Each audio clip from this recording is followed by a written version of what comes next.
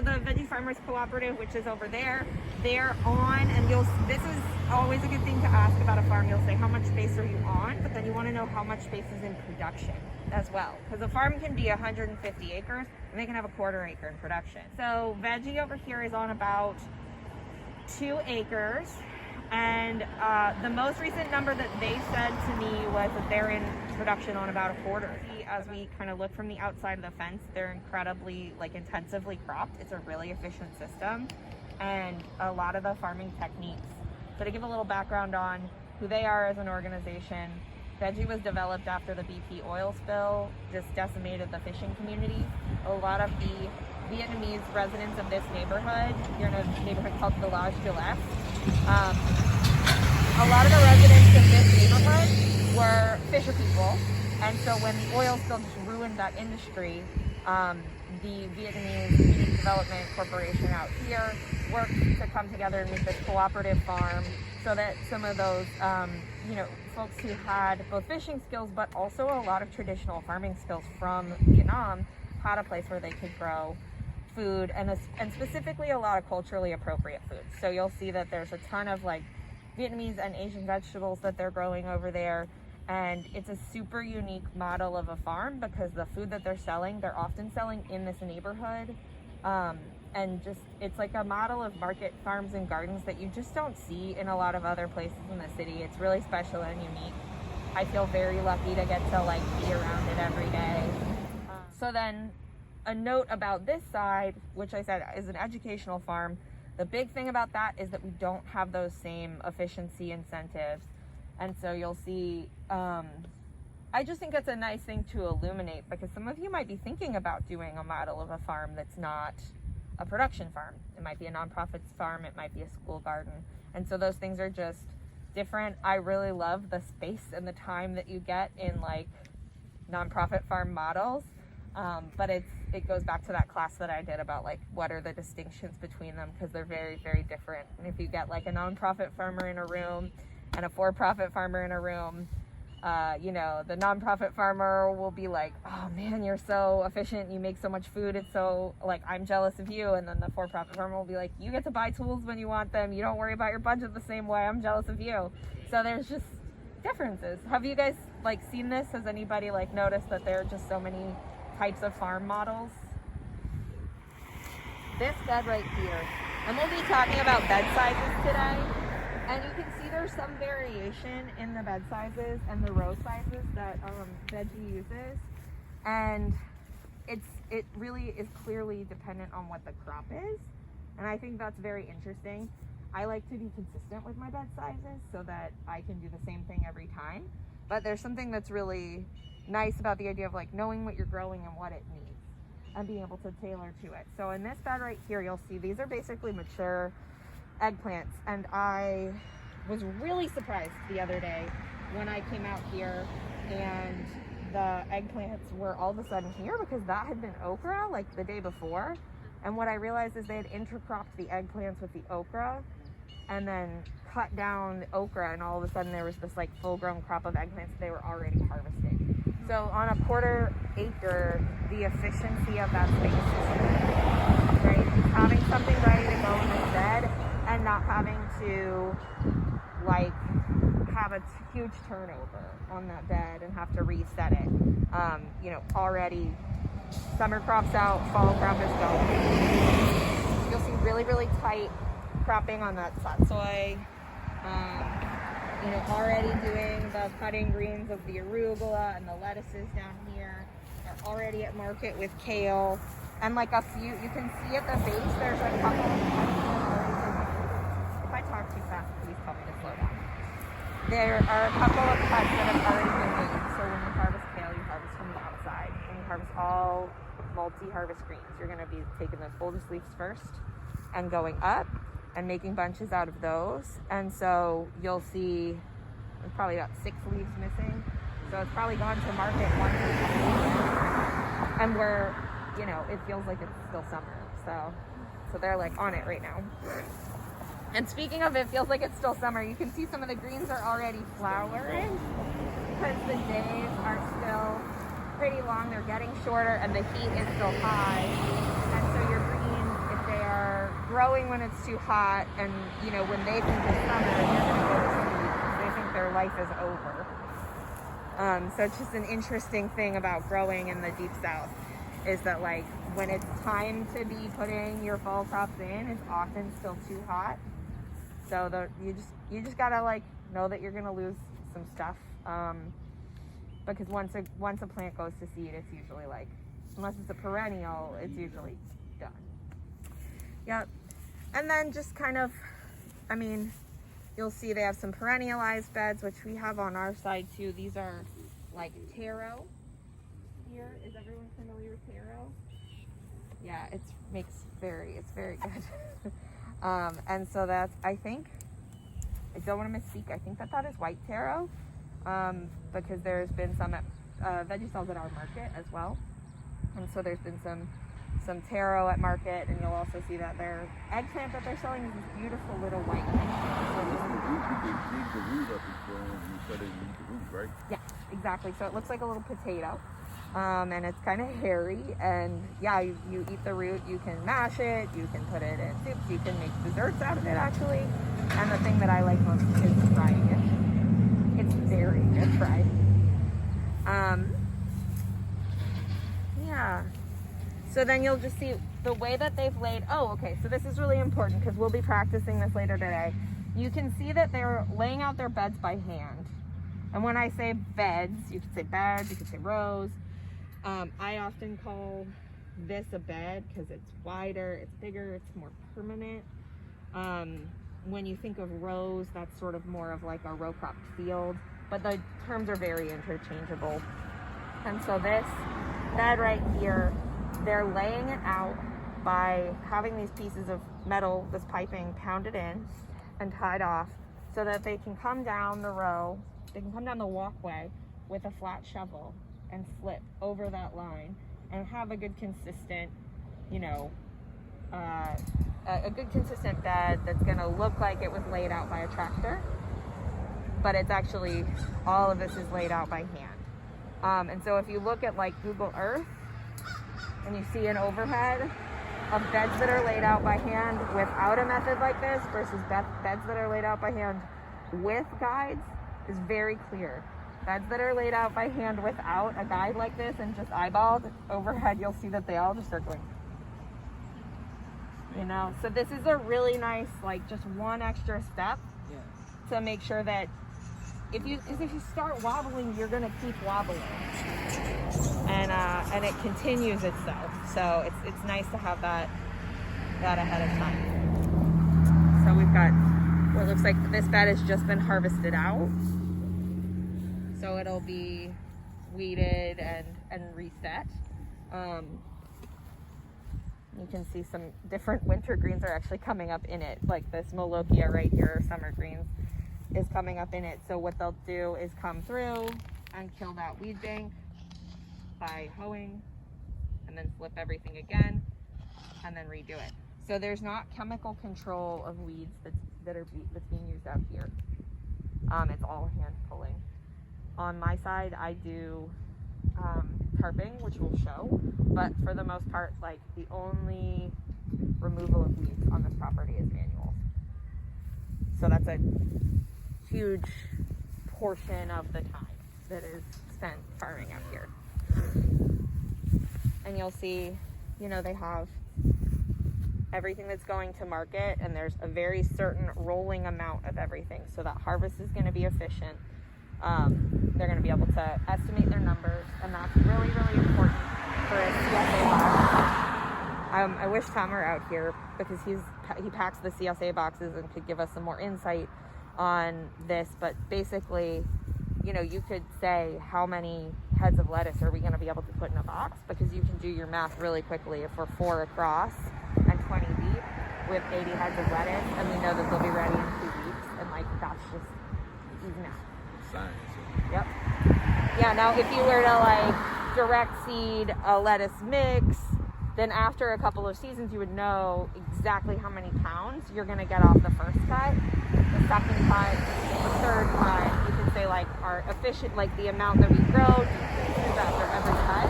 So maybe we get you know, 8 pounds per XYZ square feet, and then the next harvest we get 6. And so you'd be good at estimating those things, but with this, it's a grid, you know, it's a grid, and so we know exactly how many green onions, how many scallions are going out. And so again, like, with something like the mustards here, that's going to be more muscle memory to know what you're getting out of the farm, because you're going to have to see how many bunches come out per row and know that that'll diminish at certain points in the season and be more, you know, it'll be slow and then quick and then slow again. Yeah. So, and you can also see, like, there's the okra at the back. So all of those summer crops just starting to peter out, and all of these fall crops just starting to like cycle in, especially the lettuces. And now, so they've got these shade tunnels. Has everyone seen something like this before? So it allows for season extension, and a lot of the time what you'll see is that people in northern states put plastic over food to extend the season, you know, into the spring, earlier into the spring or later into the winter. But here, the shade is really effective in actually being able to grow things a little earlier because it cools things down. And this is not how it's being used here, but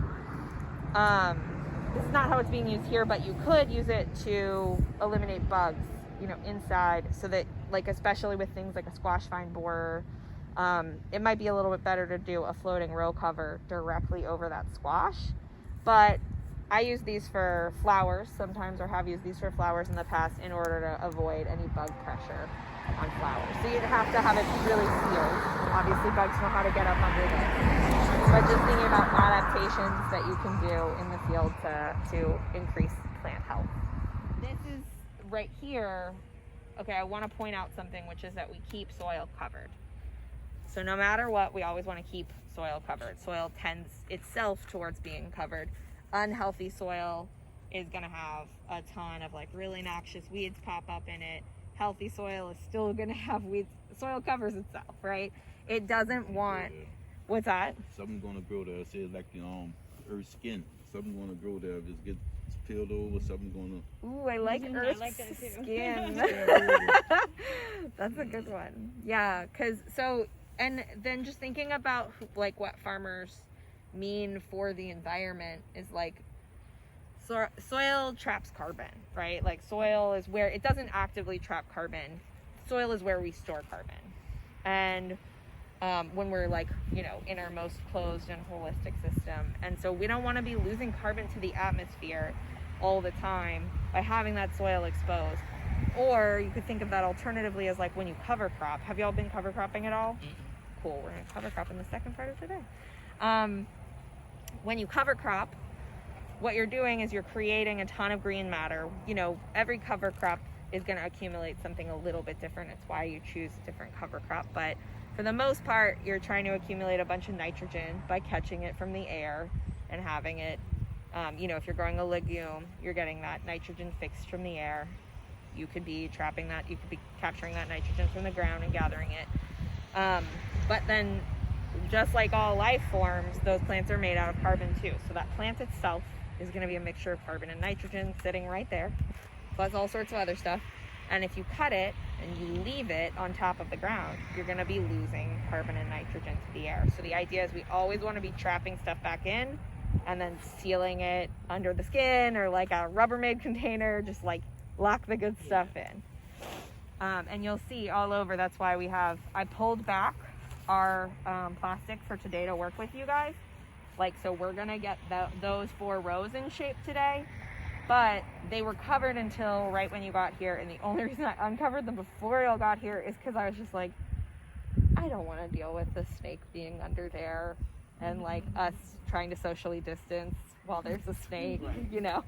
So I went ahead and did it when I was alone. But stable sweepings are really good, and that's one of the main components of all of the beds out here. So we get really, really, really big orders of stable sweepings, and what that means is it is pure horse manure chunks in that, like, it's not the same as sawdust, it's bigger, but it's like shaved wood. And then Just like a word of warning on that stuff though, because there's urine in any of this, so pigs, chickens, horses, the urine is also high in salts. Just like our bodies, you know, that's how we like flush salts out of our body. And so you actually want to let everything mellow and wash a little bit, because those salts, especially here, I don't know about y'all soil out that way, but we have a clay pan out here, and most of New Orleans does. That's just a couple feet down, and nothing can really get through it, especially salts. So if you let salts build up in your soil, they might wash down, but they're actually going to percolate back up. And that urine is a high concentration of salt. And if you keep adding it uncomposted to a field, or even just like not taking a break, like if that's all you're adding to a field, it eventually can create a salt toxicity in your field.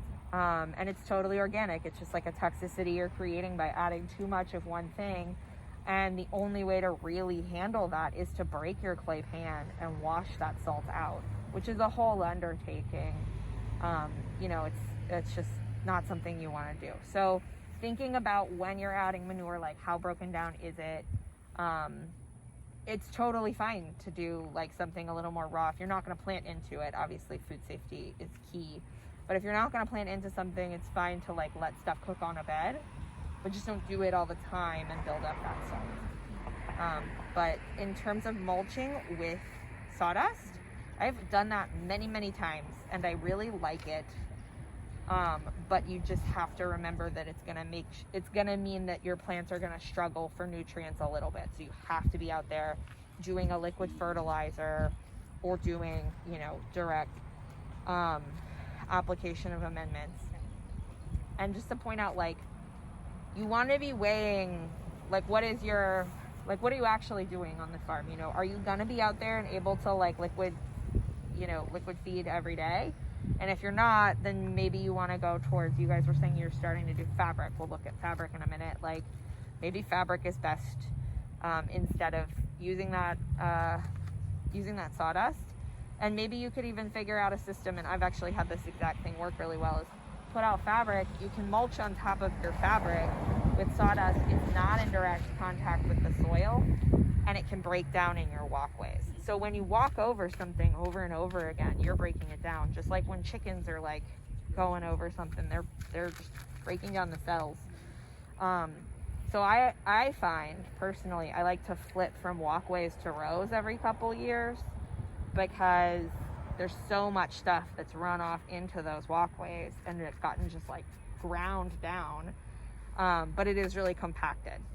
So when I do that, I usually borrow a friend's rotary plow to just like chunk it up. But yeah, we'll look at it. So we are currently testing a few things out here. One of them is deep wood mulching. So I was introduced to this technique from a farmer here in town who had a weed control problem, and what she ended up doing was mulching very, very deeply, and this might be helpful for y'all with the root crops, very deeply with wood chips. So the theory behind mulching super deeply with wood chips is that it's going to suppress the weeds, and it's going to make sure that there's tons of moisture and, like, you know, in the soil, and it's going to eventually create a bunch of organic matter in the soil as that wood breaks down. But in the intermediate time, when that wood is in contact with the soil, all of that unbroken down carbon in the wood is going to tie up all of the nitrogen in the soil. So your soil is going to be a balance of, you know, many, many different micro and macronutrients, organic matter, sand, clay, but your main nutrients, your big guys, are NPK. Anybody totally unfamiliar with what I'm talking about? And it's okay to be. Yeah, nitrogen, phosphorus, and potassium. Yeah, so the K being potassium. Exactly. So your plants need nitrogen in the highest quantity. Nitrogen is what makes your leaves leafy green. It makes your whole plant grow. It is what, you know, it's what we call a macronutrient. With the absence of nitrogen, nothing would grow. If there were no nitrogen in the soil, plants just couldn't do their thing. They wouldn't just be unhealthy, they would not be alive.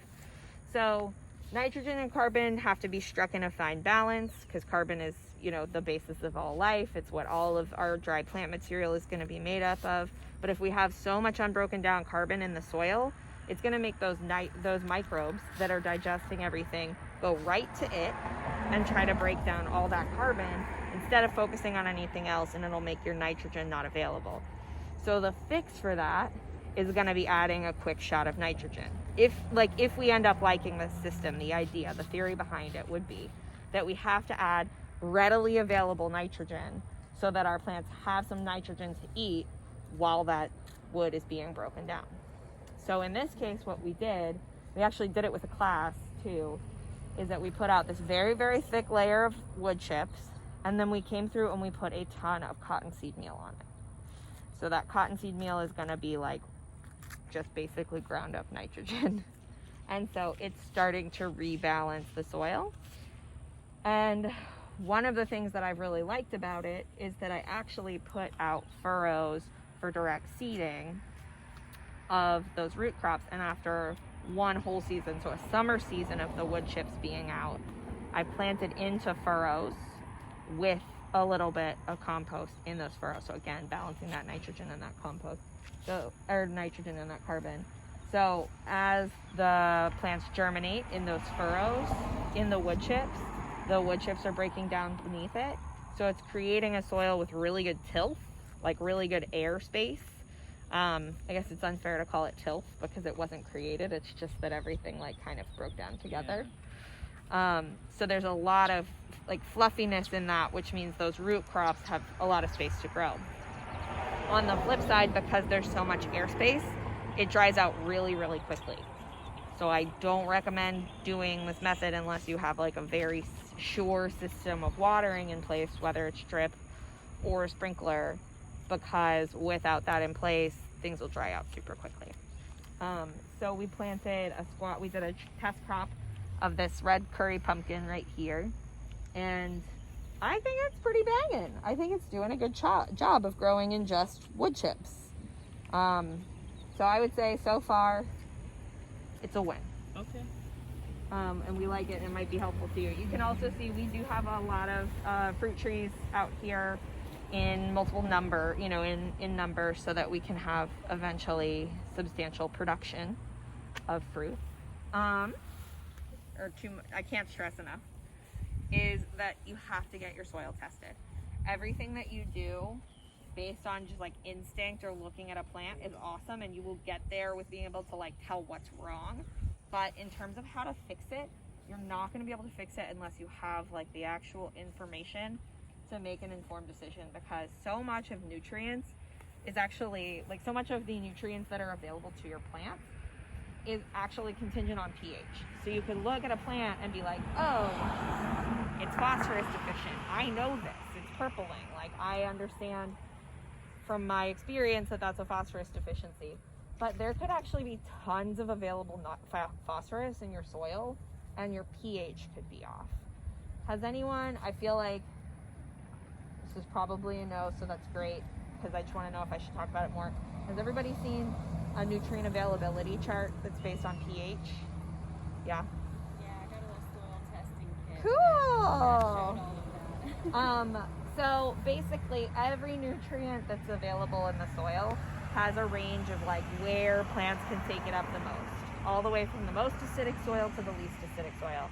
Our like prime time column, where everybody's doing their best, is with a pH of about 6 to 6.5, 7 being neutral. Most vegetables tend to like the tiniest bit of acidic soil. If you're outside of that range, things start getting really wildly available or not available enough.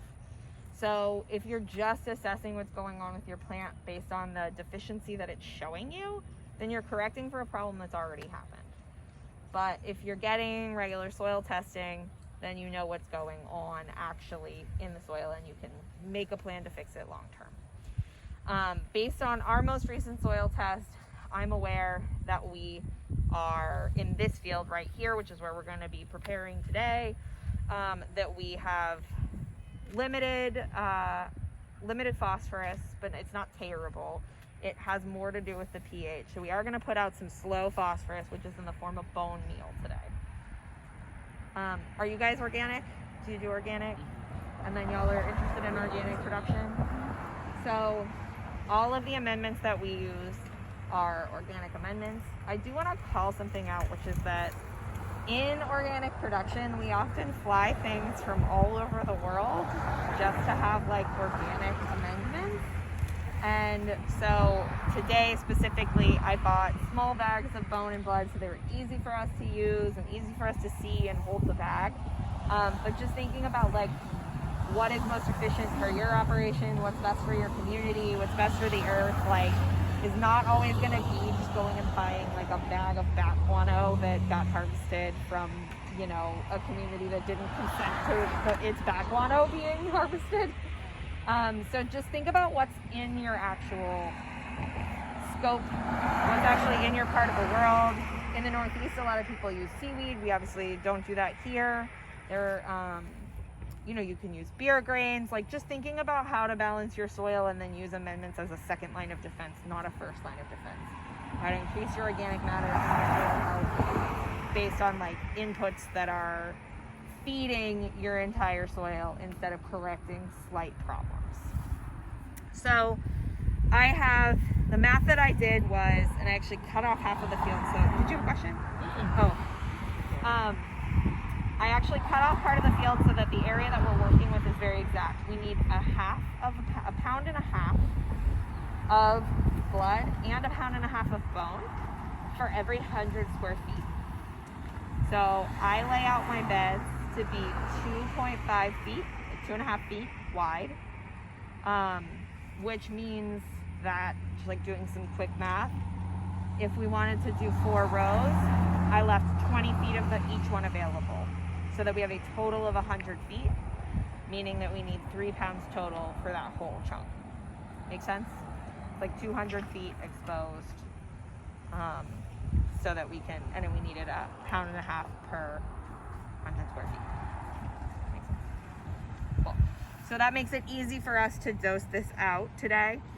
And I want to really harp on the idea that like, you don't want to just put out nutrients, even organic nutrients, without thinking about how much needs to go out. 1, you can burn stuff, but 2, we choose organic production because it's better for the earth. And if we're going to just put out a ton of extra stuff and create runoff, then like what really are we proving? And all that runoff is money out of your pocket as well. So it's both an economic and an environmental incentive to like really do your math and figure out how much you're putting out in your field when you're putting stuff out. I can pass this around right now. So some people water with blood instead of directly applying it. I'm so glad we're all wearing masks because I don't love the idea of everyone breathing in a bunch of dried slaughterhouse blood. The other thing that you're gonna find, who has a guess about what else might be in blood other than nitrogen? Yeah. So blood is also a little bit, people might medically know this too, blood is also a slightly acid. So the good thing is that we can slightly acidify our soil as we apply blood. And I like that because we have very, very, very basic soil out here. And do you know, is there a consistency to the pH of soil in Southwest Louisiana at all? And I actually want to say that in case it's not completely clear. It's like, so when I was talking about growing a cover crop, when you grow, the soil is a bank, right? It's full of all of these nutrients. And you guys know this, I know. It's full of all of these nutrients, and every time you grow a plant, it basically like takes some nutrients from the soil to create everything that's above ground, right? Matter is not created or destroyed. It uses what's in the soil and water to create more cells. So every time you take something out of the soil, it's gone. And we have to put it back through the reintroduction of organic matter, or what we see in a lot of traditional agriculture is we put it back through just direct amendment, right? So we put out, you know, a synthetic fertilizer on the field to replace those nutrients. And so that soil becomes, you know, arid and empty of organic matter. It's more of a placeholder for what, it's like we're feeding the plant through the soil instead of the soil is feeding the plant. So in an organic system, what we're trying to do is create soil that is continuously feeding the plant and that we're giving things back to. It's why we compost. It's why we add inputs like manure. It's why we add inputs like beer grains. Because we're actually trying to like thank the soil, maybe a little too woo-woo, like thank the soil for what it's given us and give stuff right back because it's a closed loop. And that's why, again, going back to it, things like amendments should be quick fixes. We know that we're not gonna necessarily like increase the long-term health of the soil by adding bud. We do know that we're not going to decrease it because we're not adding a bunch of synthetic inputs. But what we really, really need to do is be adding actual organic matter all the time. So I'm gonna pass the blood around so everyone can see it. It is 1400. That 14 stands for the N. That's the nitrogen in this blood. That means of 100 pounds of this, 14 pounds would be pure nitrogen. So this isn't, you know, pure nitrogen. It's 14% nitrogen and what is that? 86% blood. Other stuff in blood. You know, and just going back to when you are producing for profit, you would never be buying bags of inputs like this. This is just some Home Depot stuff that I grabbed on this morning on the way here. So going back to bone, so we see with bone it says 1250. There's a little bit of nitrogen in bone, but for the most part the bone is phosphorus, and that's, you know, we know that from bone is like phosphorus and calcium and all that good stuff. So phosphorus is going to be, I think people try to divide things into like too specific of a category, and they're like, nitrogen's for leaf growth and phosphorus is for flowering. And that's somewhat, it is true, but it's not really that simple. So phosphorus is, you know, responsible, like if we're heavy feeding with nitrogen, plants are going to be producing leaves more. If we're heavy feeding with phosphorus, they're going to switch over into flowering a little more easily. Plants are going to flower when they want to flower. We're not going to be able to make them flower. Or most plants, we're not going to be able to force them to flower just by feeding them, but we can facilitate that process. Cool. Flipping a bed for the season. We're going to do this activity together. So first you're going to find your irrigation. So everybody should have 2, possibly 3, depending on what was planted there, pieces of drip tape. So you're going to pull those up. So they're connected up here, up towards where I am. Yeah. Nice. You might find a mouse. That happens. This should last more than one season. That's okay, I'll show you how to redo that. So the only problem is that out here, we often have mice and rats chew through it. Have y'all had that problem? Okay, so what you're gonna do is a quick inspection. So I like to just do it with my finger like this. You're looking at the blue side, like hold it down so I can really see everything that's happening. And what you're looking for is obvious holes. So just follow that whole thing.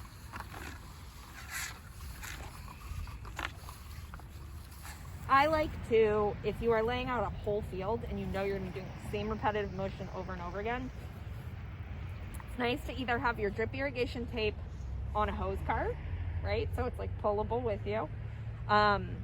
Or to have somebody who's got a piece of rebar through it, walking with it. If you're doing quick repairs, I think it's the nicest thing to station it at the end of your row in a position, like if you think of toilet paper, how it comes off easiest, in a position that you can walk and pull and it will unravel with you, so that you can walk down to the end of your bed, pull to the beginning of your bed, hook in, and then go down there and make your cut. So I'm going to demonstrate with the 2 right here what I mean. Or wait, no, Nicole, you had the 2. I'll demonstrate with one of the 2s, and then that way anyone who has one can do the 1. So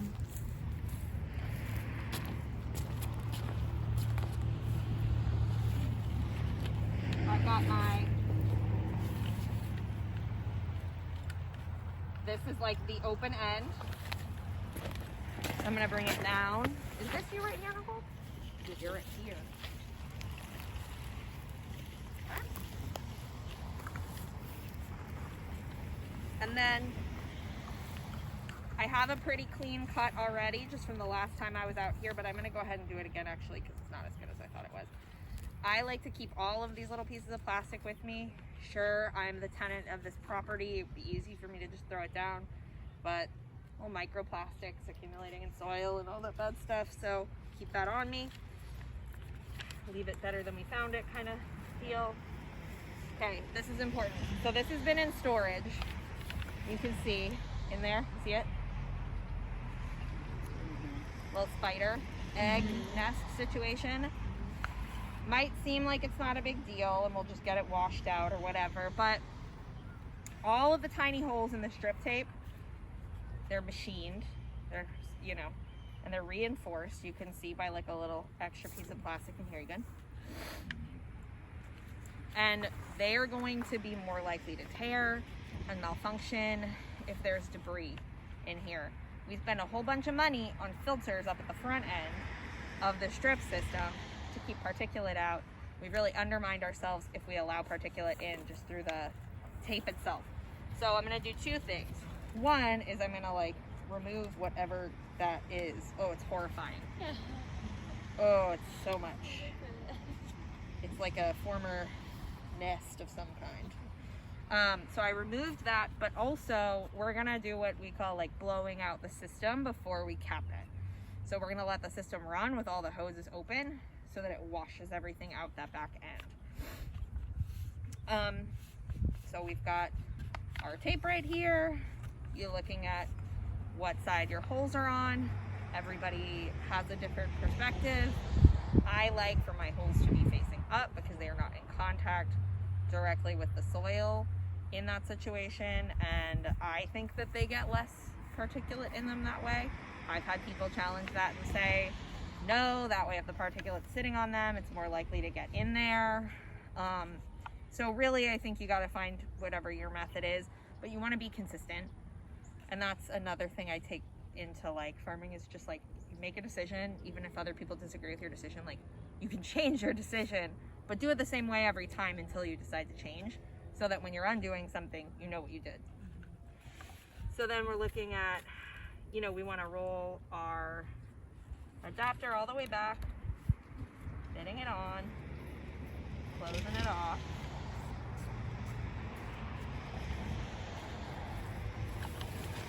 Walk in this guy.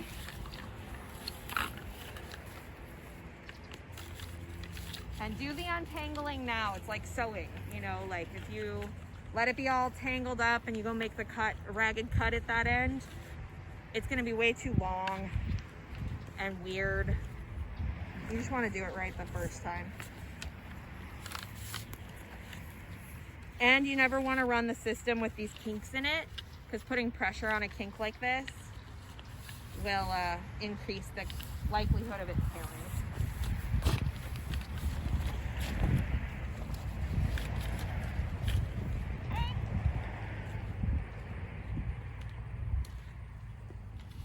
So I came down there and I closed it, or I cut it. I'm going to show you guys quickly how we close tape. So this is just a demo because like I said, we're going to blow the system out. But I got to do this without gloves, sorry.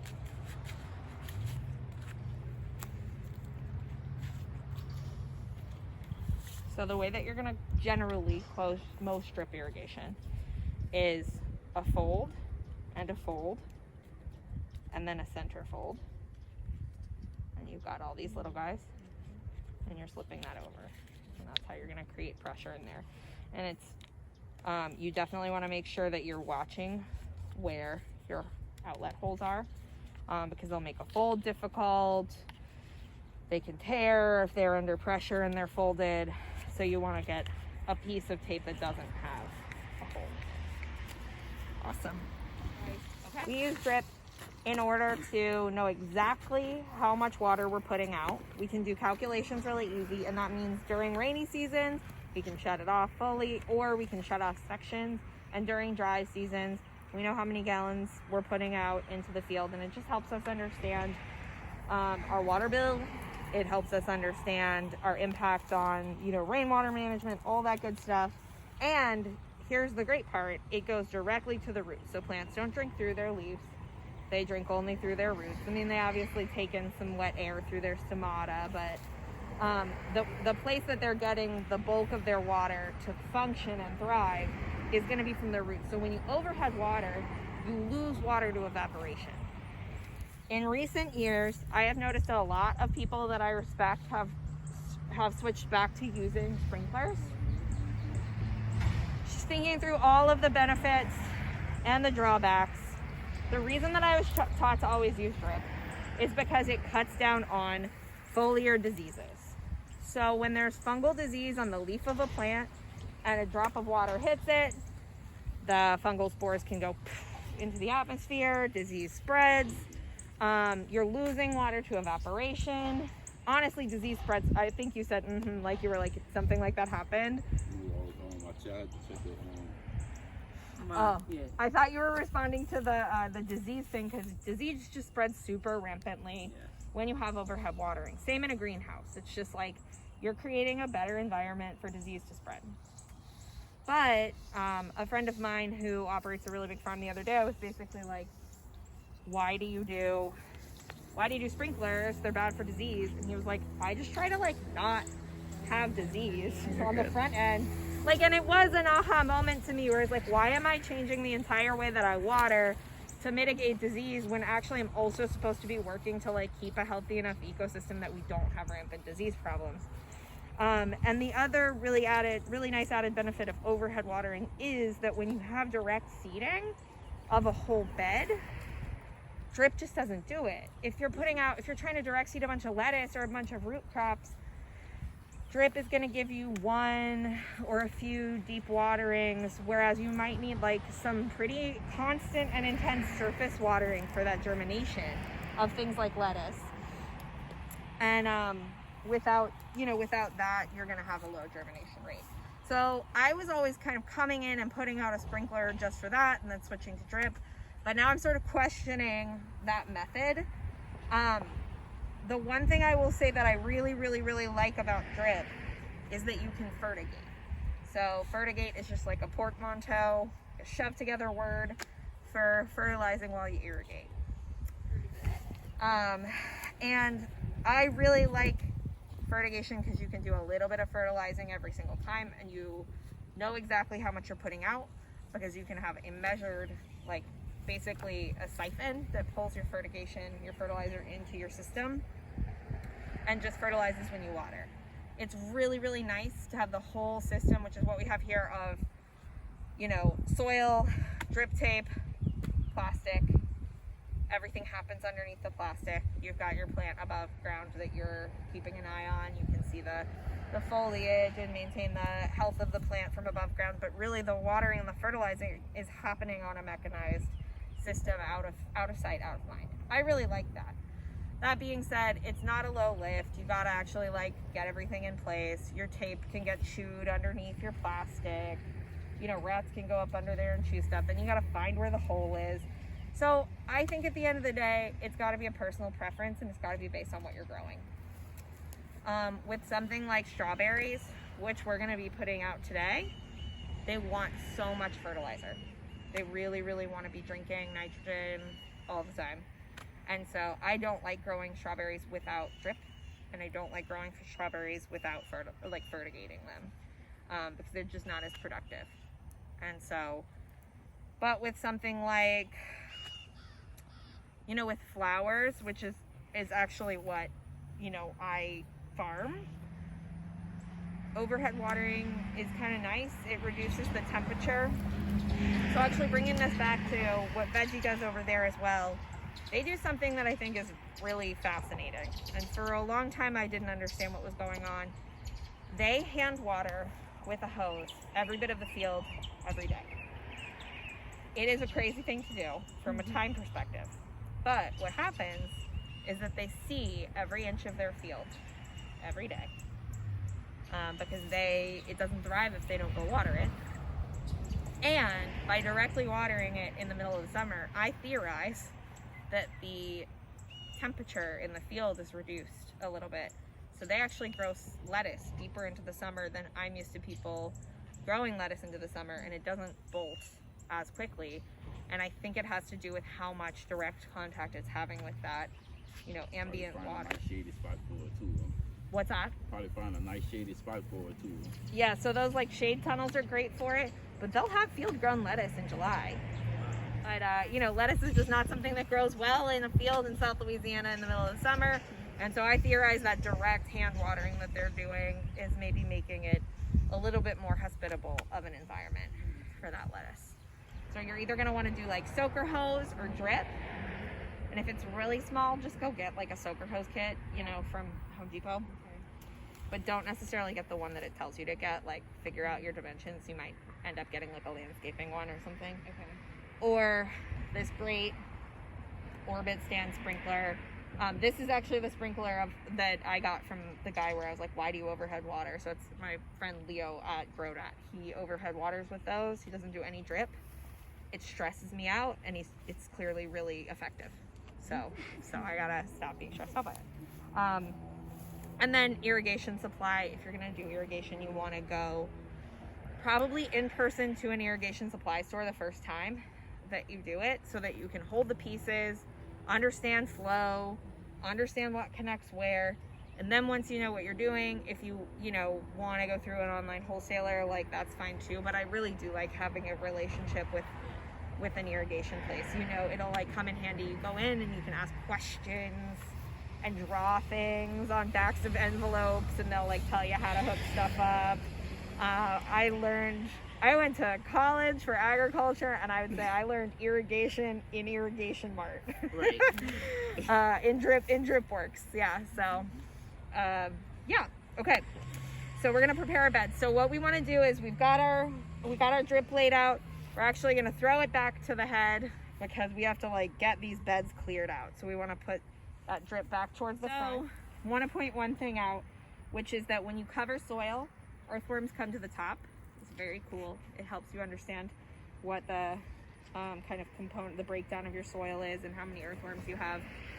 This soil, just to give you guys a little perspective, is atrocious.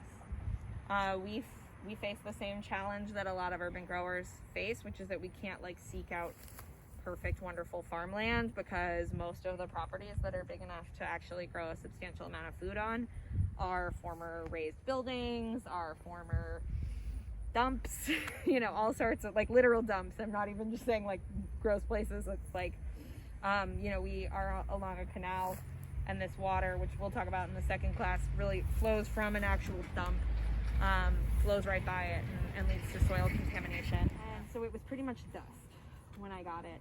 And every time it stopped raining for a drought period, it would just crust, and it was terrible.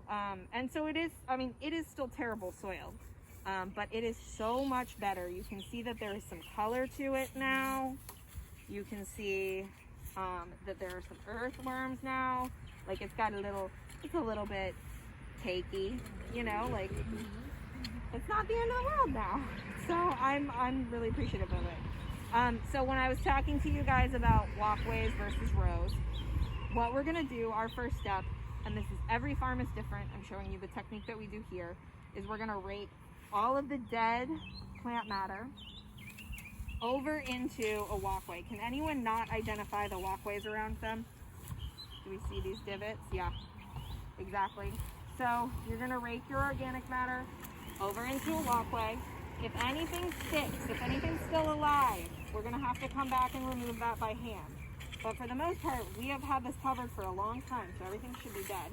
Any green, that's alive. So we'd have to come take that out by hand. So your first step is gonna be rake. I have this one little baby that I've been protecting all summer, so I'm leaving that one green plant because that's a perennial sweet pea that I adore. So you'll come through and do that, and then once you've done that, I'm gonna get a couple of these rakes from the shed. I didn't realize how we were gonna time this all out. Once you've done that, you're gonna come through, and give this to you first, and I'll go grab some others. You're gonna come through and you're gonna loosen the soil. I brought this guy for you, because you've got dock in your row. So I'll show you two things. This is what's called a dock digger. And this dock right here has a super deep taproot, which is cool because when we get it out of the soil, we're gonna have a ton of like airspace in there. And we can compost this dock, and it has been mining the soil for nutrients, and we can take those all back, but it's impossible to get out. Ugh, still didn't even. So you can do all of this. Look how much of that root we got out, and it's still not enough.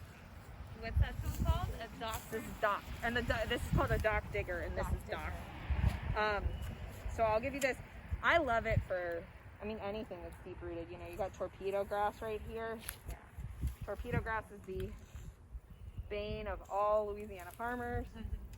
If you get it, there's no getting rid of it, really, especially organically. So you can see, you crack up this area, and what you're seeing right here about this torpedo grass, you want to keep these root systems as intact as humanly possible, because, let me see if I can get this out. God dang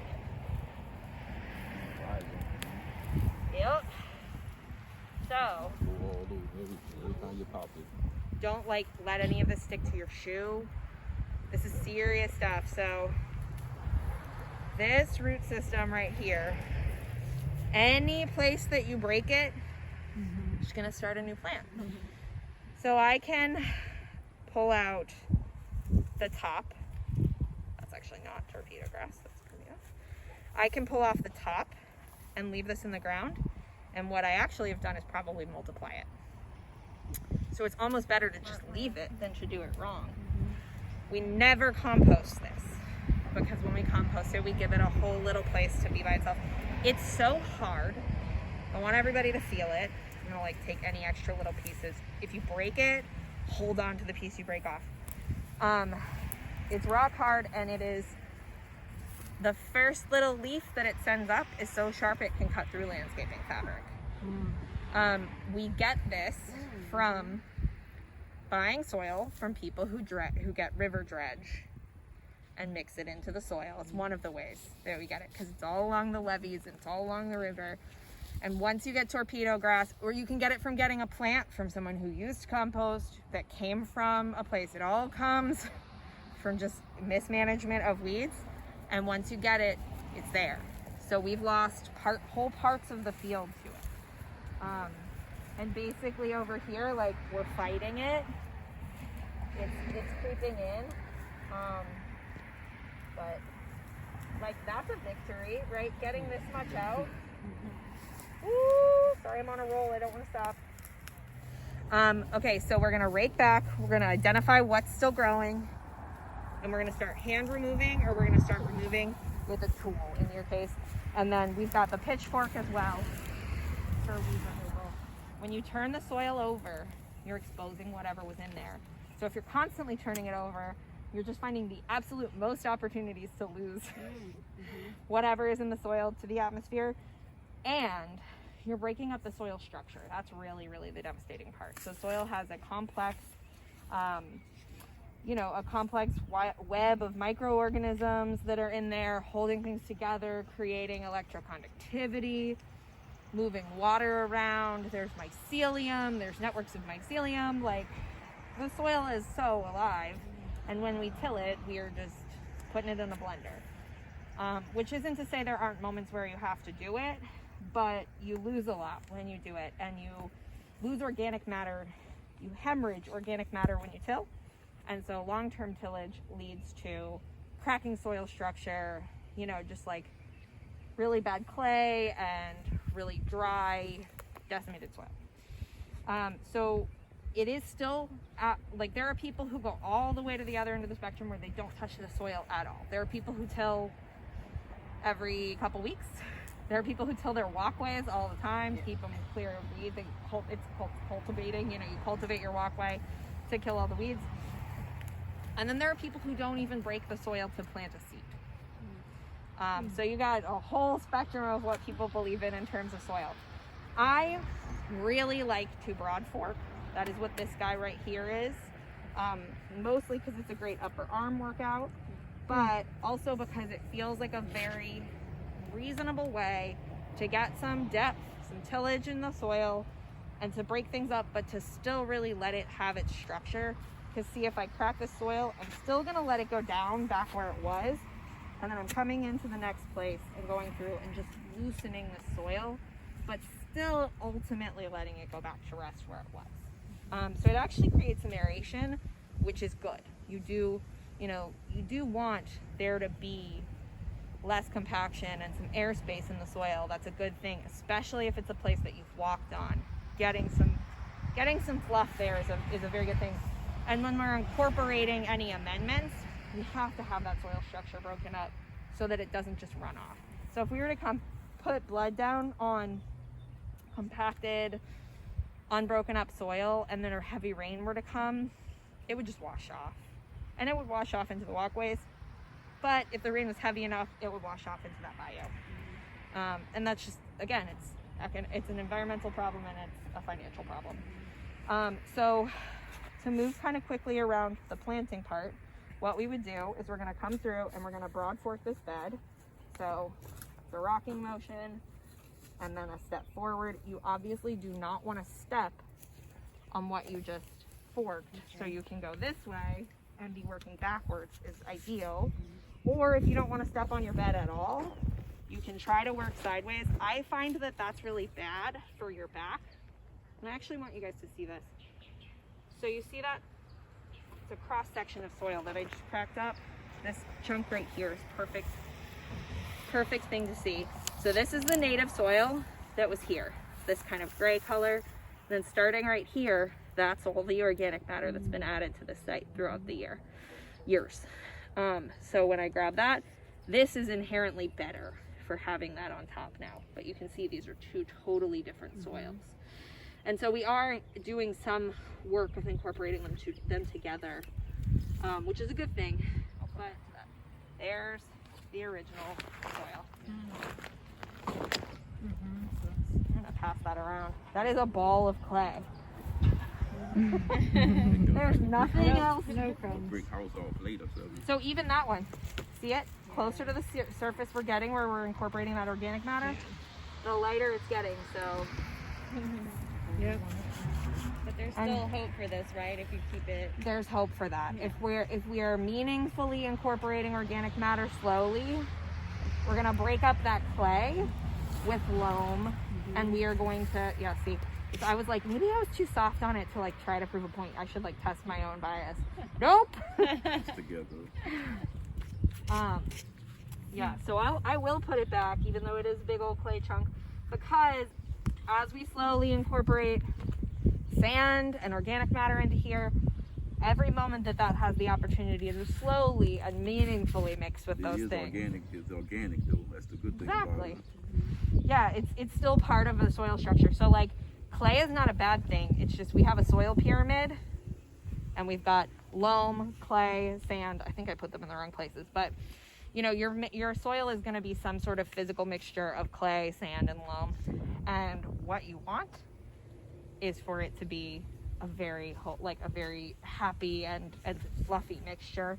And if you're too far on the clay side, you just need to move closer to incorporating more sand and more loam. So when we incorporate manure out here, when I buy manure that's cut with sand, and that way we have drainage that's coming on, as well as that organic matter.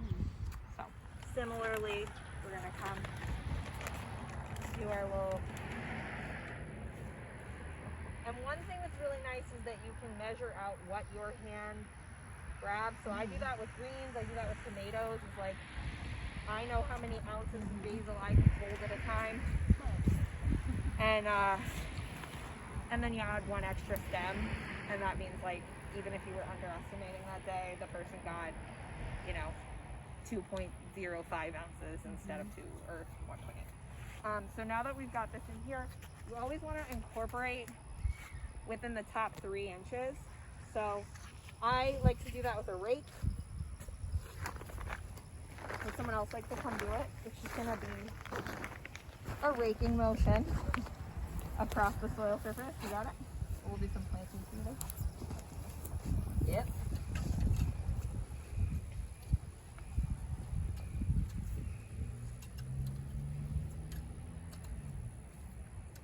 Absolutely beautiful.